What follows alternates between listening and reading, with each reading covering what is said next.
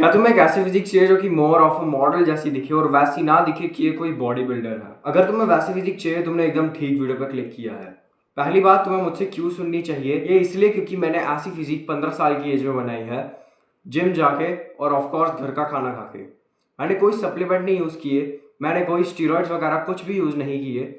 मैंने अपने natural way से घर के खाने खा के एक स्टूडेंट होके ऐसी फिजिक बनाई है। और अगर तुम्हारा भी एक गोल है एक मॉडल जैसी फिजिक रखना और ज़्यादा बल्कि ना होना, तो तुमने एक ठीक वीडियो पे क्लिक किया है। एक फंक्शनल, एथलेटिक और एस्थेटिक फिजिक जो है हर एक बंदे के आईज में अपीलिंग होती है, चाहे वो लड़का भी क्यों ना हो।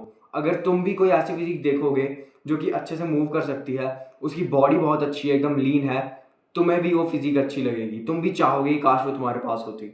मैं 1 मिनट लेने वाला हूँ ये बताने के लिए कि एक एस्थेटिक फिजिक क्या होती है। एस्थेटिक फिजिक वो होती है जो कि एक वी टेपर में जाए, जिसके शोल्डर ज़्यादा ब्रॉड हो, बैक जो हो बहुत ज़्यादा वाइड हो और एकदम स्ट्रेट हो, पॉस्चर ठीक हो। सबसे पहला पॉइंट जो है, अगर तुम कुछ ऐसे मसल्स को प्रायोरिटाइज करो जो कि तुम्हारी ये फिजिक का लुक देते हैं वी टेपर वाली, ऐसी फिजिक इजीली बन सकती है। सबसे पहले तो मेरे भाई सिमेट्री पे बहुत ज्यादा ध्यान दो। अब सिमेट्री पे ध्यान कैसे दे? देखो, तुम्हारे शोल्डर का ये हिस्सा जिसको लैटरल डेल्ट बोलते हैं, ये तुम्हारी पूरी फिजिक में सबसे ज्यादा इंपॉर्टेंट होने वाला है। और इसको ट्रेन करने के लिए सबसे बेस्ट एक्सरसाइज, यही एक्सरसाइज तुम्हें लगने वाली है, वो है केबल लैटरल रेजेस। अगर तुम्हारे जिम में ये नहीं है तो तुम डंबल से भी कर सकते हो, लेकिन अगर है तो इसे करो, इसे ज़रूर से ज़रूर करो। इससे कम से कम 4-5 सेट कर लो, फेलियर तक जाके माइंड मसल कनेक्शंस बना के। अगर तुम सिर्फ यही भी करोगे, तुम्हारा शोल्डर जो है बहुत तगड़ा लुक देने वाला है। और वेट कभी भी ज़्यादा मत रखना, 11 पाउंड या फिर 5 kgs ही यूज़ करना। अगर तुम्हें एक सेट लगाना है जिस पे तुम थोड़ा सा हैवी जाओ तो चले जाना, लेकिन सबसे ज़्यादा फॉर्म पे ध्यान दो। उसके बाद आपको ट्रेन करनी है बैक। बैक का एक और ट्रेन करने का मोटिव होता है कि आपका पॉस्चर ठीक हो। जब कोई बंदा एक ठीक पॉस्चर पे होता है, वो कॉन्फिडेंट और अट्रैक्टिव सीन करता है। और तुम्हारा बैक जो है तुम्हें सबसे ज़्यादा कॉन्फिडेंस देने वाली है। दुनिया का सबसे बेस्ट बैक वर्कआउट अगर इस कहीं में भी पूरी दुनिया में तुम्हें कहीं मिले तो यहाँ मिलने वाला है।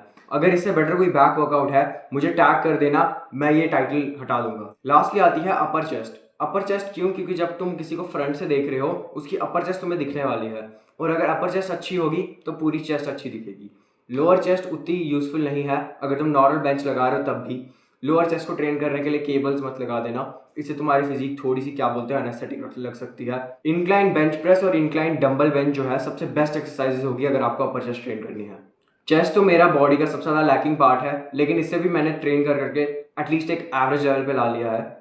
सेकंड पार्ट अगर मैं डाइट का लाऊं, आपको डाइट पे ज़्यादा ओवर थिंक मत करो, जैसा मैंने किया वैसा ही करो। रॉ मिल्क पियो, एग्स खाओ, चिकन खाओ, हो सकता है तो वे प्रोटीन खरीद लो, लेकिन अगर वे प्रोटीन के पैसे नहीं है तो कोई बात नहीं, कंपलसरी नहीं होता है कुछ भी। जितना ज़्यादा नॉनवेज खा सकते हो खाओ, एग्स खाओ और पनीर भी खाओ, लेकिन वेज सोर्सेज में ज़्यादातर कम ही प्रोटीन होता है, तो मैं तुम्हें रेकमेंड करूंगा चिकन वगैरह खाओ। थर्ड पॉइंट आता है अपने वर्कआउट को थोड़ा फंक्शनल बनाओ। तुम जब ज़्यादा खड़े होकर ट्रेन करोगे, तुम्हारा कोर जो है इजीली ट्रेन हो जाएगा।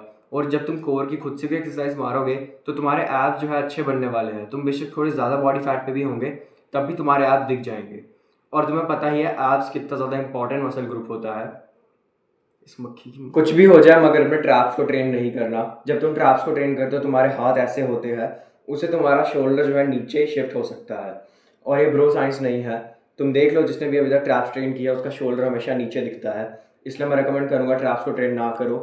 डेडलिफ्ट वगैरह से जो ट्रैप्स ट्रेन हो जाते हैं उन्हें ट्रेन होने दो, उसमें ना नहीं कह रहा, लेकिन जब तुम ट्रैप्स का आइसोलेशन कर रहे हो वो मत करो बिल्कुल भी। तुम्हें चाहिए कि तुम्हारा फ्रेम जो है ऐसे वाइडन हो, लेकिन जब तुम ऐसे कर रहे हो तो वो उसका उल्टा हो रहा है। कम से कम हफ्ते में 3 बार हाई इंटेंसिटी कार्डियो लगाओ, क्योंकि वो तुम्हारे ग्रोथ हार्मोन के लिए बहुत ज़्यादा बेनिफिशियल होने वाला है। तुम्हारी ग्रोथ फास्ट होगी। और हाई इंटेंसिटी कार्डियो इसलिए क्योंकि अगर तुम अंडर 18 हो तो ईजिली वो तुम्हारी हाइट भी इंक्रीज कर देगा। इसलिए कम से कम हफ्ते में 3-4 बार हाई इंटेंसिटी कार्डियो करो ही करो, और एक दिन वॉकिंग भी करो। तुम्हारी बॉडी में एक ऐसा मसल ग्रुप होता है जो हर एक लड़की पसंद करती है, और ये कोई ऐसा मसल नहीं कि शोल्डर, चेस्ट वगैरह, इसको बोलते हैं हम veins. Now I know veins कोई मसल नहीं होता है, लेकिन तुम्हें इसको ऐसा ही ट्रेन करना चाहिए। वेन्स को एक मसल की तरह सोचो। तुम्हें हमेशा एक लो बॉडी फैट पे होना है ताकि तुम्हारी वेन्स जो है पॉप आउट हो। और जब तुम हाई इंटेंसिटी कार्डियो कर रहे हो, जब तुम इससे पहला वाला स्टेप भी क्या बोलते हैं अपने ट्रेनिंग में इनकॉर्पोरेट करोगे, तुम्हारी वेन्स दिखेगी, उनमें ज़्यादा ब्लड फ्लो आता है। और जब तुम्हारी जो वेन्स है इसमें ट्रेन हो रही है, तुम्हारा ब्लड फ्लो अच्छे से हो रहा है, वो ज़्यादा शो करेगी। इसलिए कहूँगा कि कार्डियो करो ही करो। जैसे मतलब अगर तुम थोड़े से बल्क पे हो तो मैं कहूँगा कट कर दो। जैसे अभी मेरे सिर्फ थोड़ी बहुत वेन सी दिखेगी, अभी जैसे मैंने पकड़ा हुआ है उतनी नहीं दिखेगी, लेकिन हाँ थोड़ी बहुत तो मतलब विजिबल होगी ही। क्यों? क्योंकि मैं ऑलमोस्ट लगभग 14 या 15% बॉडी फैट पे हूँ। तुम्हें क्या करना है, एक नॉर्मल बॉडी फैट पे ही रहना है। ज़्यादा हाई चले जाओगे तुम्हें कट करने में बड़ी दिक्कत होगी। और ऑफ कोर्स कि तुम्हारा अगर उतना बड़ा गोल नहीं है कि तुम्हें पावर लिफ्टिंग में बहुत ज़्यादा क्या बोलते हैं वेट उठाना है, या तुम्हें बहुत ज़्यादा मसल चाहिए, अगर वैसा गोल है तो वो करो, ये वीडियो तुम्हारे लिए नहीं है। हैवी बल्क या डर्टी बल्क पे कभी मत जाना। कैलोरी सरप्लस में खाओ, अगर तुम्हें खाना है, अगर तुम्हें थोड़ा गेन करना है सरप्लस में खाओ, मगर बाहर का मत खाओ। शुगर अवॉइड करो, और कभी भी अपना जो कैलोरी सरप्लस है 500 के ऊपर मत चले जाना।